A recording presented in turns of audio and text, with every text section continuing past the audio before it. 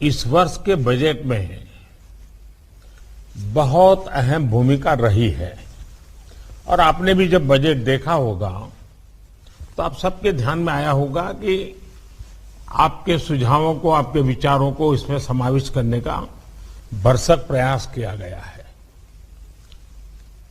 वो काम तो हो गया।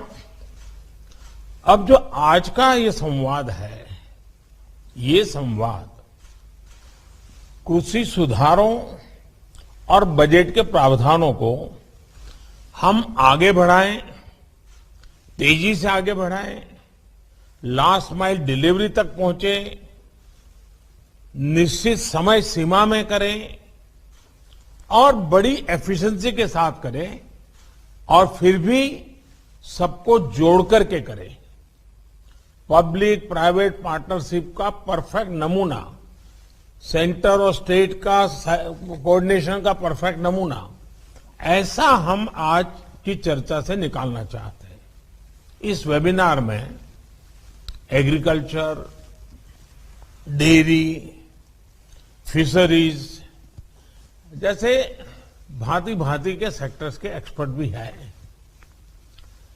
पब्लिक, प्राइवेट और कोऑपरेटिव सेक्टर के साथी भी आज हमें उनके विचारों का भी लाभ मिलने वाला है और देश के रूरल इकोनॉमी को फंड करने वाले बैंकों के प्रतिनिधि भी हैं। आप सभी आत्मनिर्भर भारत के लिए जरूरी आत्मनिर्भर ग्रामीण अर्थव्यवस्था के महत्वपूर्ण स्टेक होल्डर्स हैं। मैंने कुछ समय पहले संसद में इस बात को विस्तार से रखा था कि कैसे देश के छोटे किसानों को ध्यान में रखते हुए सरकार ने बीते वर्षों में अनेक महत्वपूर्ण निर्णय लिए हैं। इन छोटे किसानों की संख्या 12 करोड़ के करीब है और इनका सशक्तिकरण, इन छोटे किसानों का एम्पावरमेंट ही भारतीय कृषि को अनेक परेशानियों से मुक्ति दिलाने में बहुत मदद करेगा। इतना ही नहीं, ग्रामीण इकोनॉमी का ड्राइविंग फोर्स भी वही बनेगा। मैं अपनी बात आगे बढ़ाने से पहले बजट में कृषि के लिए जो किया गया है उसकी कुछ हाइलाइट्स आपके सामने दोहराना चाहता हूं। मैं जानता हूं आप इन सारी बातों से परिचित हैं। सरकार ने इस बार एग्रीकल्चर क्रेडिट टारगेट को बढ़ाकर 16,50,000 करोड़ रुपया कर दिया है। इसमें भी पशुपालन, डेयरी और फिशरीज सेक्टर को प्राथमिकता दी गई है। रूरल इंफ्रास्ट्रक्चर फंड को भी बढ़ाकर 40,000 करोड़ रुपया कर दिया गया है। माइक्रो इरिगेशन फंड की भी राशि बढ़ाकर 2 गुना कर दी गई है। ऑपरेशन ग्रीन स्कीम का दायरा बढ़ाकर अब 22 पेरिसेबल प्रोडक्ट्स तक का उसको कर दिया गया है। देश की 1000 और मंडियों को ई नाम से जोड़ने का फैसला लिया गया है।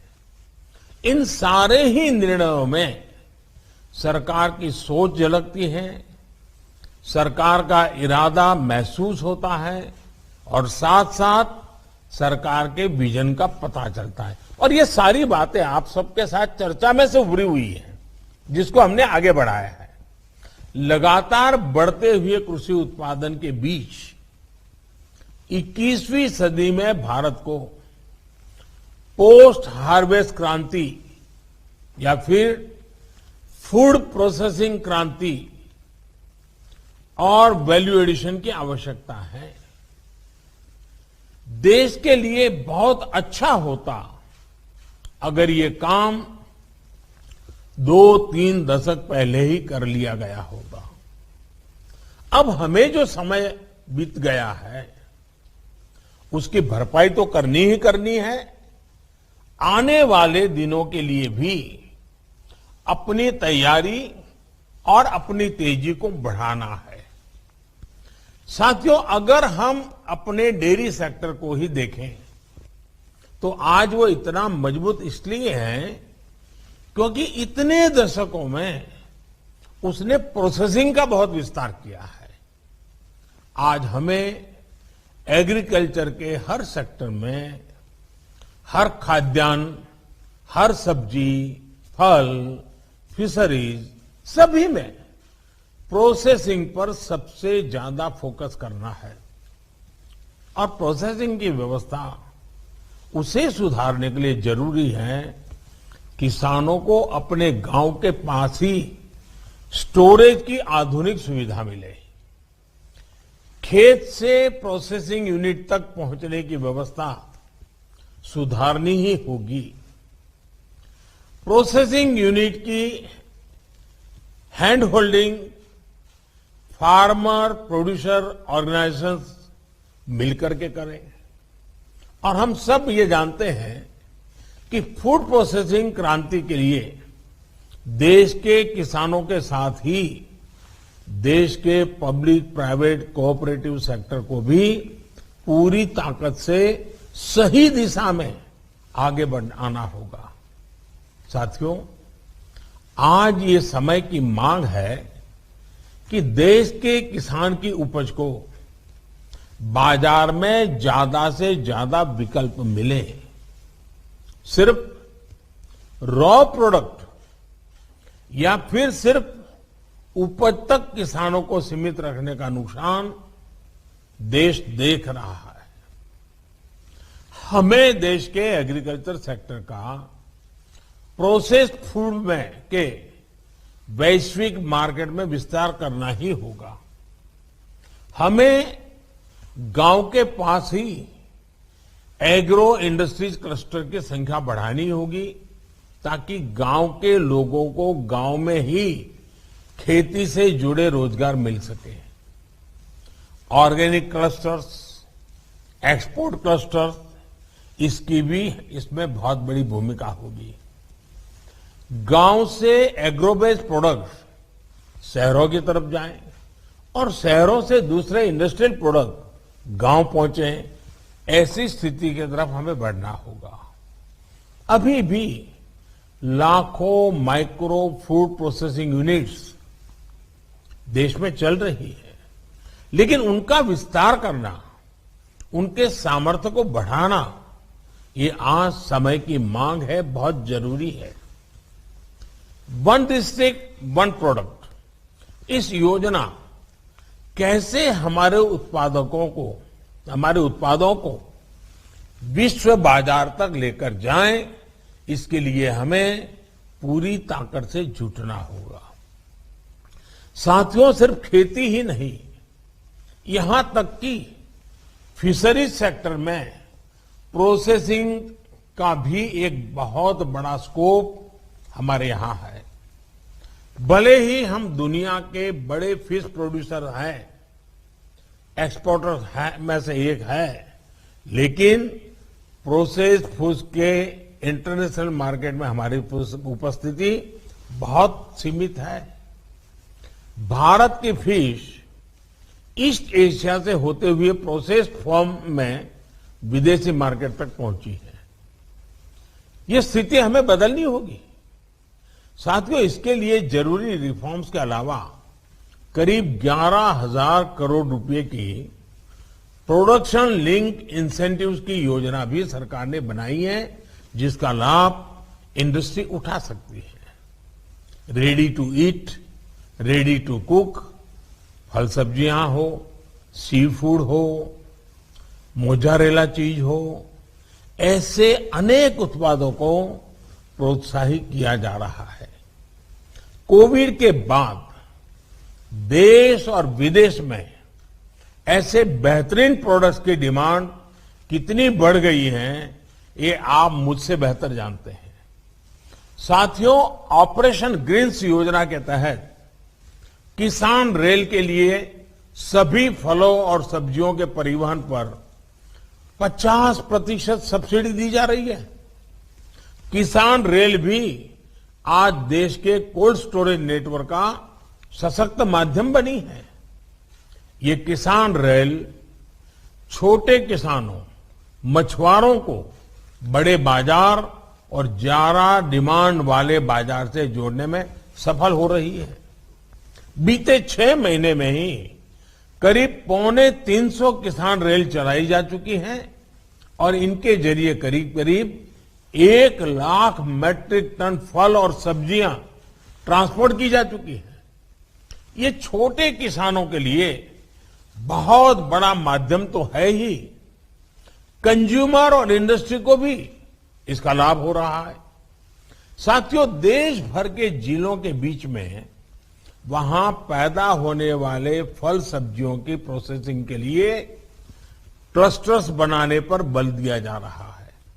इसी तरह आत्मनिर्भर अभियान के तहत प्रधानमंत्री सूक्ष्म खाद्य प्रसंस्करण उद्यम उन्नयन स्कीम के तहत लाखों छोटी फूड एंड प्रोसेसिंग यूनिट्स को मदद की जा रही है। इसके लिए जरूरी इंफ्रास्ट्रक्चर से लेकर यूनिट्स लगाने तक आपकी भागीदारी बहुत महत्वपूर्ण है।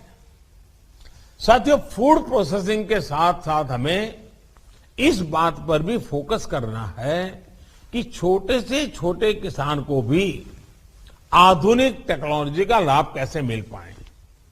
देश के छोटे किसान ट्रैक्टर, पराली वाली मशीनें या फिर दूसरी मशीनें अफोर्ड नहीं कर सकते। क्या ट्रैक्टर और दूसरी मशीनों को शेयर करने का एक संस्थागत सस्ता और प्रभावी विकल्प किसानों को दिया जा सकता है? आज जब हवाई जहाज तक एयरलाइंस को घंटों के आधार पर किराए पर मिल जाते हैं, तो किसानों के लिए भी ऐसी व्यवस्थाओं का विस्तार देश में किया जा सकता है। किसान की उपज मंडी तक पहुंचने के लिए ट्रक एग्रीगेटर्स का प्रयोग तो इस कोरोना काल में कुछ हद तक किया भी गया था और लोगों को अच्छा लगा था। इसका विस्तार खेत से मंडी या फैक्ट्रियों तक, खेत से किसान रेल तक, ये कैसे हो सके, इस पर हमें काम करना होगा। खेती से जुड़ा एक और अहम पहलू सॉइल टेस्टिंग का है। बीते वर्षों में केंद्र सरकार द्वारा करोड़ों किसानों को सॉइल हेल्थ कार्ड दिए गए हैं। अब हमें देश में सॉइल हेल्थ कार्ड की टेस्टिंग की सुविधा गांव-गांव तक पहुंचानी है।